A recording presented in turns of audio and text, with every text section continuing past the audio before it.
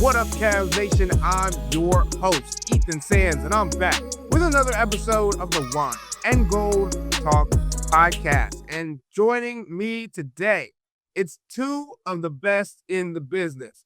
Chris Fedor, cleveland.com Cavs beat reporter, and Jimmy Watkins, cleveland.com columnist. And we're here today to talk about the front office. Some moves have been made, as we have already talked about, over the offseason. The Cavs are now seeded 14-11, the 7th seed in the Eastern Conference. And I think it's about time that we dissect the moves that have been made, and then also an article that was recently released when it comes to how the NBA perceives the front offices around the league as a whole. Chris, Jimmy, let's start here. The Cavs have been without Ty Jerome and Isaac Okoro for 25 games now. Obviously, Ty Jerome's presence has been missed as the bench creation has been lackluster. The offensive production has been minimized when it comes to that bench unit. Isaac Okoro, the Cavs do not have a true ball stopper guard at the point of attack, and they've been looking for somebody to take over that role. How big have you guys noticed the absences of these two players on the court? And what could that bode for the playoffs when it comes to this Cavs team this season? I think obviously Ty's the big one. Ty had the ability to turn 5-point leads into 15-point leads, 20-point leads. He was responsible for so many of the Cavalanches throughout the course of last year. He was on a team-friendly contract, and he was in the running for Sixth Man of the Year. So the kind of dribble penetration that he brought to the team, the kind of organization that he brought to the offense, the kind of three-point shooting, an ability to get to the basket, get to that little floater from the mid-range, get all the way to the paint, run a two-man game with Jarrett Allen. Yeah, the Cavs miss all of those things from Ty. Having a lethal, consistent scorer off the bench is something that they've been missing throughout the course of this year. They've got the second least productive bench in the entire NBA, and it certainly coincides with the absence of somebody like Ty. So I think at the time that the Cavs made the difficult financial decision that they had to make on Ty, I think they knew that they were going to feel that absence. I think they understood that it was going to be a loss, but the situation that they were in terms of their salary, the situation that they were in terms of what was available to them throughout the course of the offseason, they almost didn't have a choice. They couldn't bring back Ty. But certainly, if we're talking about both of those guys, the guy that they feel the absence the most is Ty. I think his energy, I think his swag, I think his spirit, so many of the things that the Cavs have talked about throughout the course of these first 25 games, specifically over the last 2 weeks of what has been lacking from this team, Ty brought all of that kind of stuff. And obviously, it hasn't been easy for them to replicate because the guys that they brought in to do some of the Ty-related things, they're not Ty. And they bring a different kind of skill set. Lonzo Ball is a different kind of guard than Ty Jerome. Lonzo Ball has a different way of attacking defenses than Ty Jerome. So if we're talking Isaac Okoro, Ty Jerome, which one are the Cavs feeling the most? I don't even think it's close, to be perfectly honest with you. Yeah, particularly for the bind they're in right now. Bodies have been rotated in and out. They need more playmaking juice. They need more scoring juice. They need juice in general. Like when Ty goes on a heater, the energy in the entire building would change. As a counterpoint to this, like Ty Jerome's hurt right now. So who knows in the universe where the Cavs retain Ty Jerome, does Ty Jerome get hurt? I don't know how that kind of butterfly effect works. But I do think me especially, probably focused a little bit too much on the Lonzo injury history and not enough on the Ty Jerome injury history. Because, like, you could argue the Cavs got exactly what they needed out of Ty Jerome last year, and then they got out of the Ty Jerome business at the right time because it was the first time ever in Ty Jerome's NBA career that he had played anything approaching a full season. And that's great. Legitimately happy for Ty Jerome as, like, a person that he got. I mean, it's not like, your Timofey Mozgov type of payday or Luol Deng type of payday, but, like, he got a payday. He set himself up well for the future. And when he comes back from this calf strain with Memphis needs a lot of ball handling help too. He can do more to advance his career. So that's part of this equation too. with Isaac, same way it's not a coincidence that the Cavs bench has fallen off now that they've lost Ty Jerome. I don't think it's a coincidence the Cavs defense started the year slow. But Isaac's gone. From a schematic standpoint, it's pretty simple. This dude was your point of attack defender, and he made life a lot harder. Like the scheme has always been rely heavily on the bigs. It makes the job of the players who are going to be attacked the most even easier. It makes their job even easier when you have someone who you can pass the buck to and reliably just say, hey, Isaac's got this guy. That guy might score some points, but Isaac's going to make him work for it. Isaac's never going to be, you're never going to be wondering where he is on a defensive possession. More of the defensive responsibility is going to fall on guys like Darius, Garland, and Donovan Mitchell and Craig Porter Jr., just these guys who are not Isaac Okoro. And that's not necessarily a knock against it. Isaac Okoro is a top-notch defender in this league. I also think the same way that sharing the ball, that kind of energy is contagious on offense. I think when the Cavs were out there and they would see Isaac Okoro defending his tail off possession after possession, they'd look around and be like, well, man, I gotta raise my energy because this guy's bringing it. Would we say there's a perimeter guy, depending, I guess, how you classify Dean Wade? Is he a perimeter guy? Perimeter guy who derives his identity, his basketball identity, from playing defense? I would say no. Jaylon Tyson. Not an Let's Isaac get Okoro. more into that, though. Yeah, I mean, like, that's not ingrained in Jaylon. That's not who he's been throughout the course of his career. Like, he came to the Cavs with an understanding, and his teammates and the coaching staff have helped him understand this. Like, hey, if you want minutes, if you want an opportunity here, you've got to do the role player type things. But was that ingrained in him the way that it was Isaac? No, like Isaac came into the NBA with a reputation as a defensive first player. He was drafted in the top 5 because of his defense. The numbers, the impact numbers on defense while he was at Auburn, the impact numbers when he was guarding in isolation situations, the impact numbers when he was guarding pick and rolls and stuff like that. That was always Isaac. That was always going to be his DNA. And Jaylon Tyson has had to find that. He's had to morph into that. And I give him a lot of credit because that's not easy to do. A lot of guys say, hey, I want to do all these role player things. I want to do whatever it takes to get consistent playing time, consistent opportunities, but they're not able to do that because it's not best for them. He has found a way to do all of those things, make an impact that kind of way, and then provide other things on the offensive end as they continue to give him more and more leeway at that end of the floor too. The other thing is Lonzo Ball is another guy you could point to and say he takes a lot of pride in his defense. Well, the difference maker, but with Lonzo Ball, is supposed to be, okay, yeah, he does that and he spaces the floor and he's shooting worse than Isaac Okoro. Isn't it ironic that we used to have all these conversations about, well, if Isaac could just get his attempts up, that might make teams, I don't know. With Lonzo Ball, everyone's like, whoa, attempts down. Please stop. Please stop shooting. Yeah, and to get back to the front office point about this, right? Like these are moves that the front office had to make.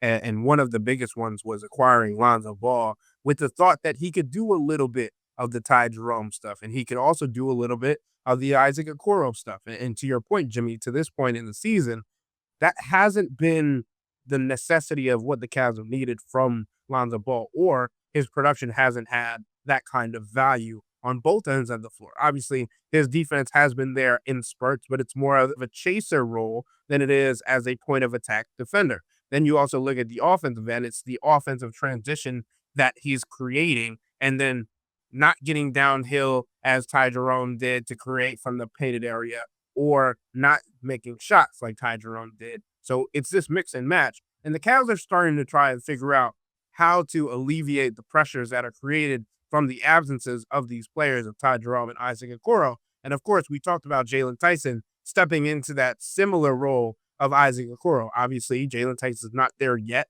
to be a quote-unquote defensive stopper as the way that Isaac Okoro was. But for Kobe Altman and the front office of the Cleveland Cavaliers to draft Jaylon Tyson and then know that he was going to be able to mold himself or have the thought process and the wherewithal to have the conversations ahead of time to give him an identity of his role, that's helpful. And for him to be able to step into this perspective is extremely important. And then when you look at the other hand of the ball of Ty Jerome, I think we've talked about this on recent podcasts, that the players that are in this category of potential of doing that are also players at the front office went and found. Undrafted Craig Porter Jr. is a player that comes to mind when it comes to the creation off the bench for the Cavs with the ball in his hands, getting to his spots, and also being able to facilitate when it's called upon. But then DeAndre Hunter is a big question mark when it comes to how the Cavs are going to utilize him if it comes to full health, and if it's going to be off the bench, if it's going to be in the starting lineup. What is the best production for him? And to me, it seems like him being off the bench kind of answers the questions of the second unit of what Ty Jerome was doing, allowing him to have that kind of role of, hey, you can just do whatever you want with the ball because we trust you in that offensive production role to go get a bucket at any given moment. And the front office deserves credit for being able to find these pieces. Now it's on Kenny Atkinson to maneuver them in a way that fits this team best. Yeah, I mean, I think that's the bigger point. And I was having a conversation with a member of the Cavs front office yesterday over the phone, and we were talking about the depth that they've built with this roster and how they fortified the back end of it. And the point that he was saying is that there are probably only two guys on this roster that there's an uncomfortable feeling going to in any kind of situation. And it's Luke Travers and Chris Livingston. And both those guys are on two-way contracts. So what do you expect? I mean, the majority of teams around the NBA, if they have to play their two-way guys, the last two guys on the roster, it probably gets a little bit uncomfortable unless you're Oklahoma City and you're just a cheat code.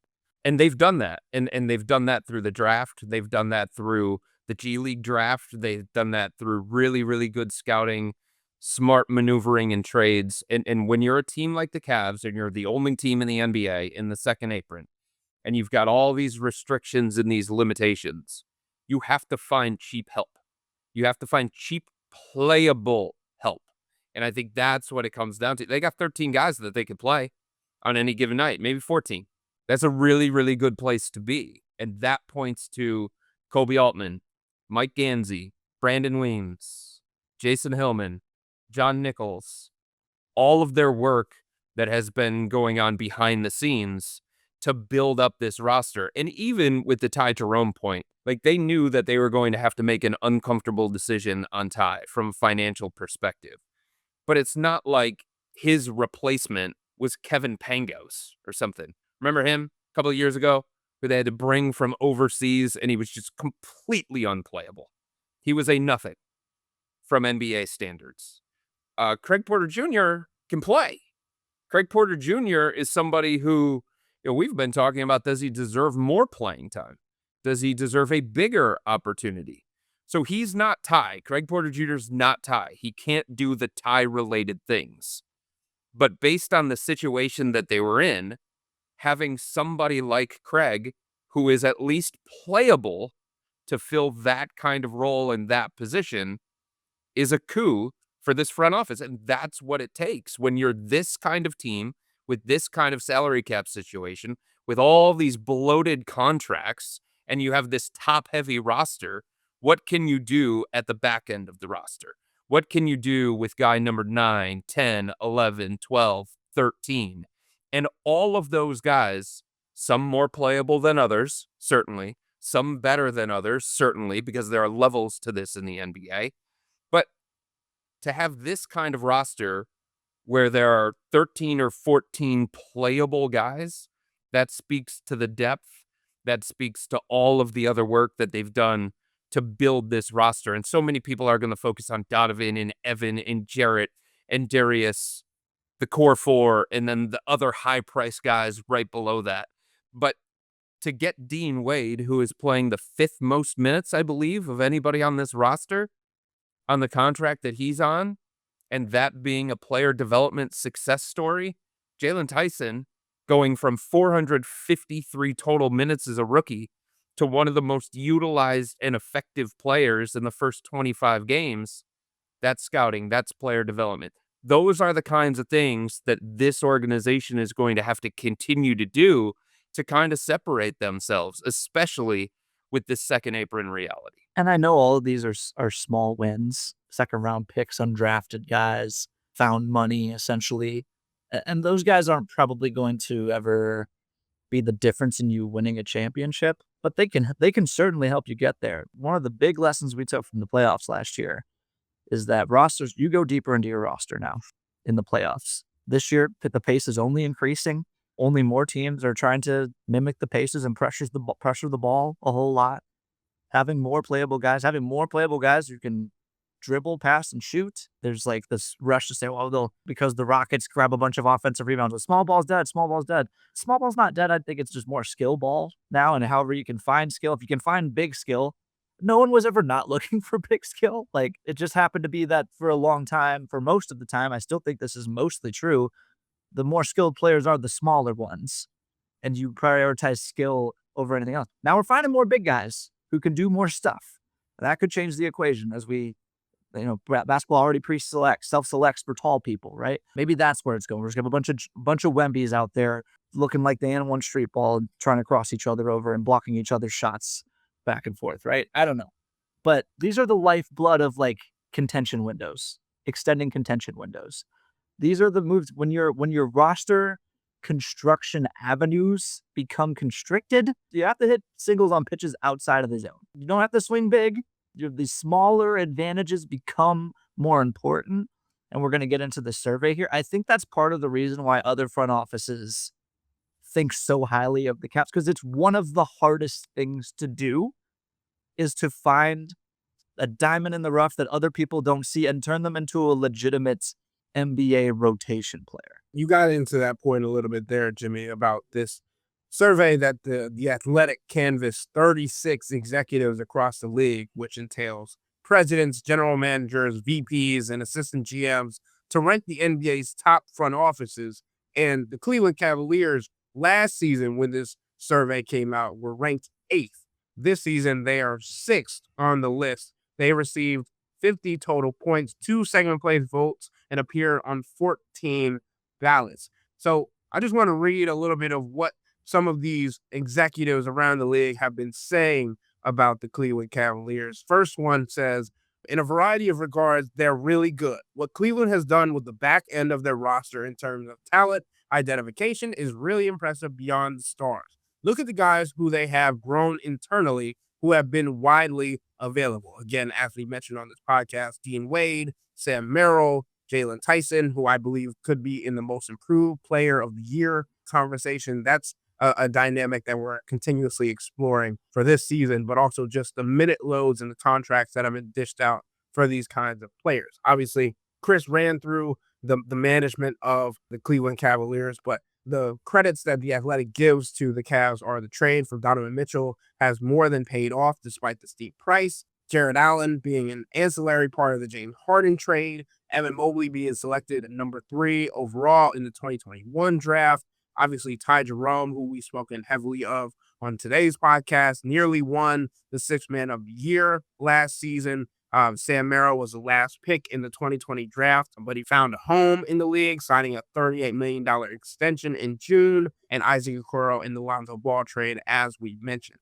So there are 5 teams that stand above the Cleveland Cavaliers due to this survey.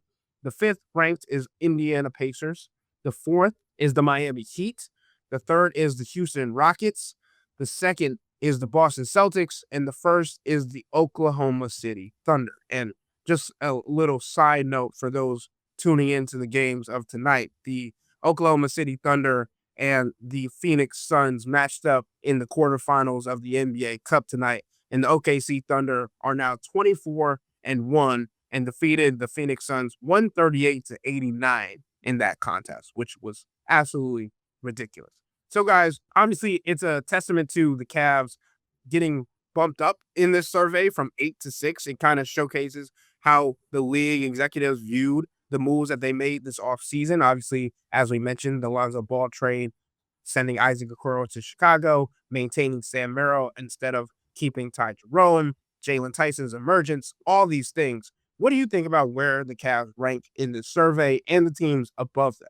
I think it's probably right. I don't look at any of those teams in front of the Cavs and say, no, they should be lower than the Cavs.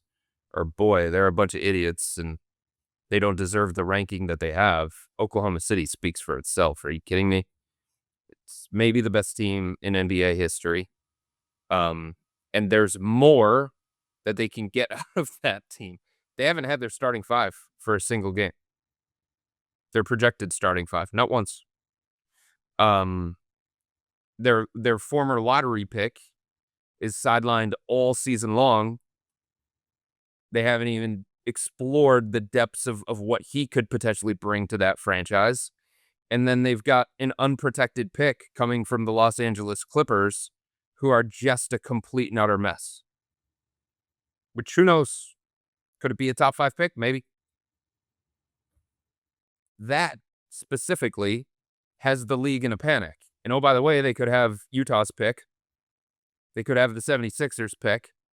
So they have a bunch of ways to continue to improve their roster coming to them. And then next year, they've got multiple picks. The year after that, it's just unbelievable.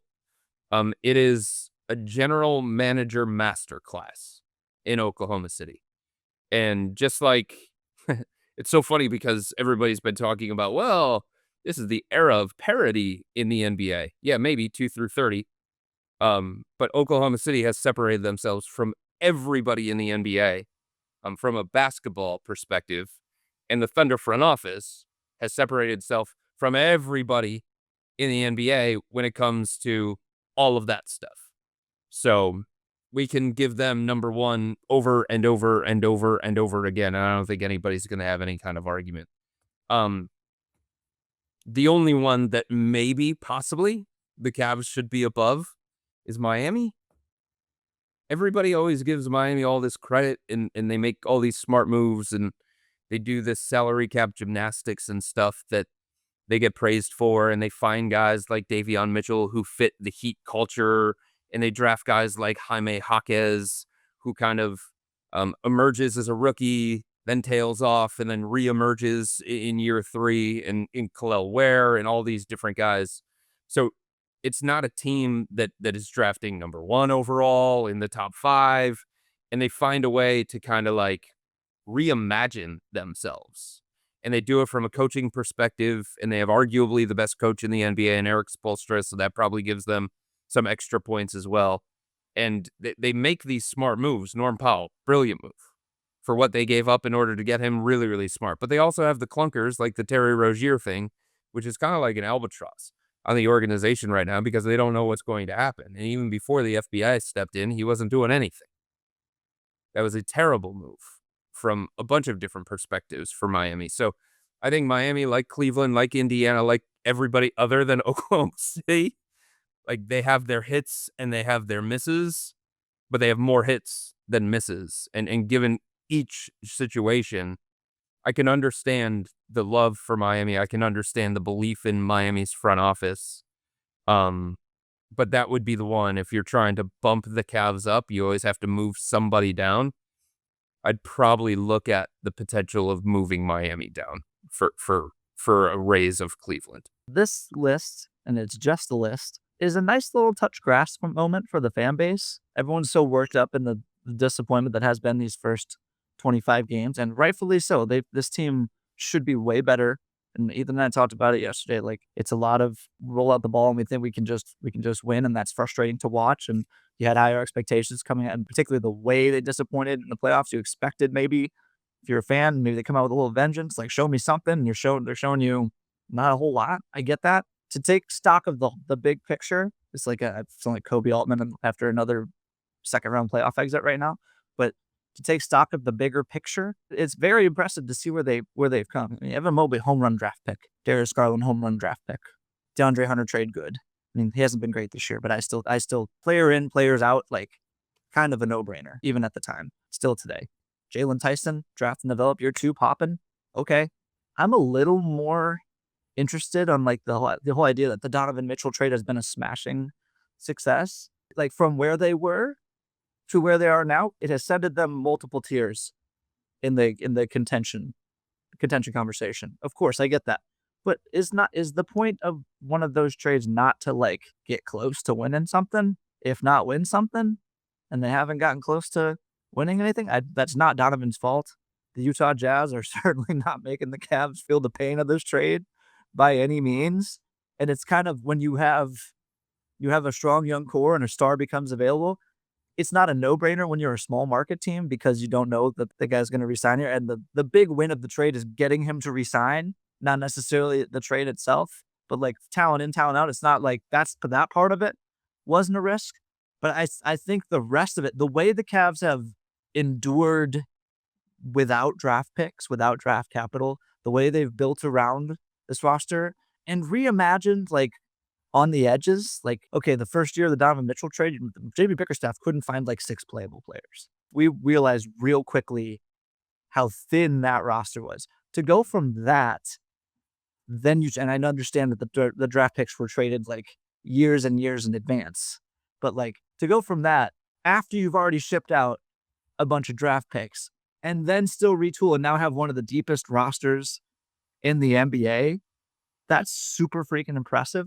And I think it should also, even if this season goes off the rails and, the Cavs never find their footing in the regular season, they disappoint in the playoffs again, I think it should also give people confidence that whatever shakeup might lie on the other end of that, like you can trust the people in charge here to make some smart moves if those moves have to be made, right? Like Kobe Altman's been taking smart, educated guesses on guys for like starting with like Jared Allen all the way back in the 2020-21 season, right? Like Jared Allen's profile has risen considerably since being Cleveland. Of course, he's on a better team, but he has contributed a ton to winning.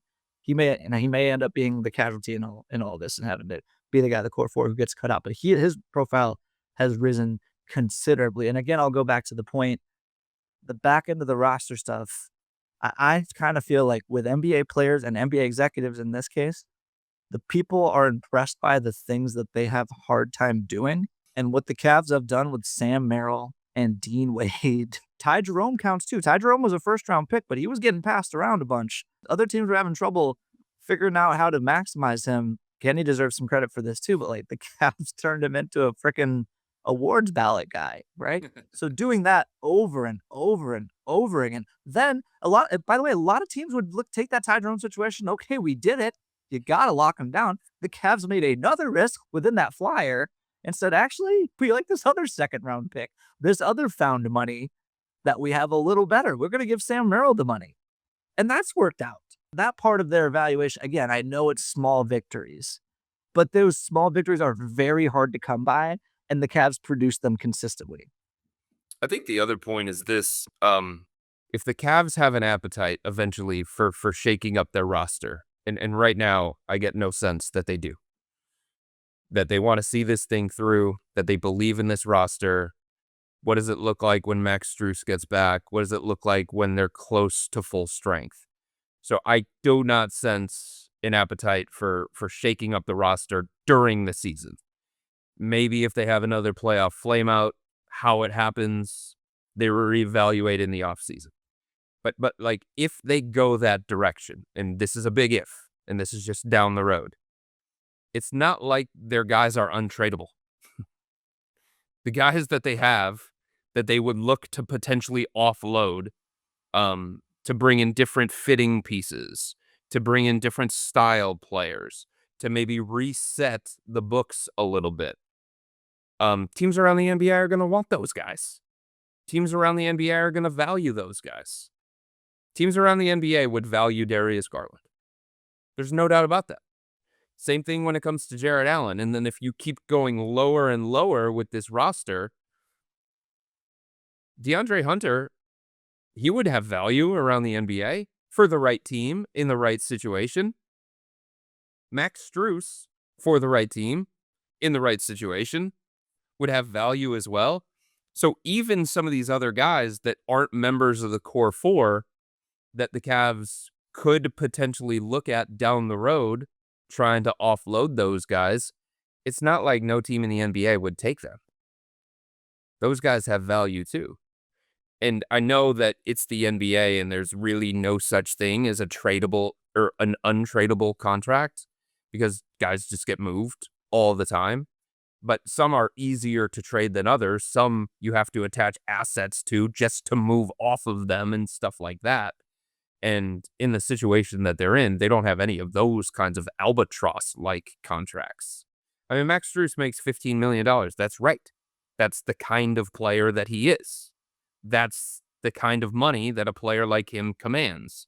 So like all of these things, for all of this conversation that people have about, if the trade deadline rolls around, there's nothing that the Cavs can do. They have no flexibility.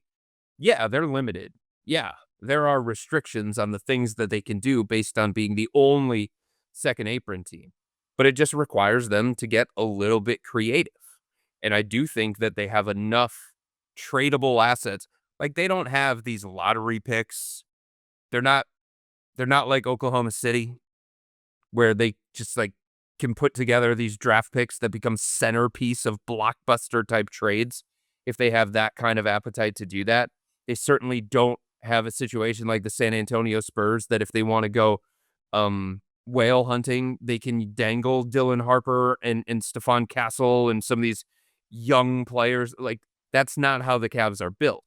But in saying that, they have other tradable commodities, ones that are more like NBA ready to help some of these other teams, and none that teams are looking at saying, nah, you got to attach a draft pick or 2 draft picks or something along those lines just to get off that guy's money.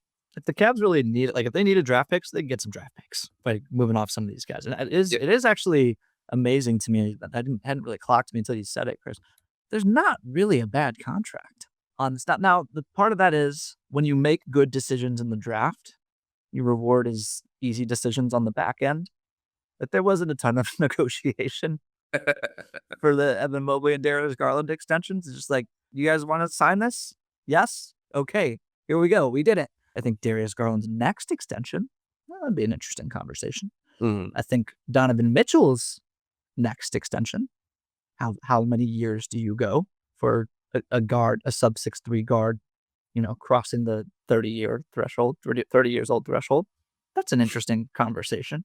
But good roster decisions tend to stack on one another because once you make a couple, it makes the others easier to fill in, and then you also build confidence with how you're doing this stuff, and you see that with the Cavs. Well, to that point about the contracts, Jimmy, we understand that if the Cavs don't get to where they want to go this season because of the roster that they've constructed, that changes will likely happen. And that's in part because of how Donovan Mitchell's contract is being looked at and having the 10th year of accrued service coming up for him. And then that contract after that could be a super max deal, especially if he's in these MVP conversations this season. I think you look at that contract and you try to build around it or plan for the future. And that's something that this front office has been doing well. And I think the most stressful portion of this is coming down the pipeline. And it's going to be interesting to see how the Cleveland Cavaliers front office and coaching staff decide to maintain or move on from some of these players that they built around over the past few years. Well, they can't move on from Donovan until they have somebody that's ready to be Donovan. Like Donovan's ready to win a championship. Everybody understands that. That's the timeline of this team. The hope was that Evan Mobley was going to be on that same timeline. And I think there are legitimate questions. Geez, here we go again. I said this in the offseason and got killed for it. But here we go again. I think we're still here in December, 25 games in. And I think the questions that existed in the aftermath of the playoff loss against Indiana still exist right now. Is Darius Garland ready to win a championship? Is Evan Mobley ready to win a championship? Are they on that same timeline as Donovan Mitchell in terms of their basketball maturity, in terms of how much their game has progressed, in terms of being adjusted to what the game is right now in the NBA? All of those different things. And until the Cavs feel like there's somebody else that can be their Donovan Mitchell, until Evan is ready to be their Donovan Mitchell, and maybe he's never ready to be their Donovan Mitchell, until Darius is ready to be their Donovan Mitchell, it makes keeping Donovan, I think the decision becomes different than what ultimately a lot of people felt like it was going to be into the future. Like, I think a lot of people looked at it and said, okay, there's going to be this natural progression of this organization where Donovan kind of lays the blueprint. He does the LeBron thing, and then all of a sudden, LeBron turns it over to Kyrie. For a variety of factors, that didn't happen. Or in Los Angeles, where it was LeBron saying, all right, eventually I'm going to turn it over to AD. For a variety of factors, that didn't happen. But I think a lot of people looked at the Cavs situation and said, okay, when Donovan gets to close to 30, when he's on the wrong side of 30, when his body starts breaking down a little bit and his game has to evolve a little bit, that's going to be fine because the natural progression is, here's the torch, Evan. This is your team now. You're the man. Or here's the torch, Darius. This is your team now. You're the man. And I think that becomes a little bit more complicated than a lot of people assumed that it was going to be.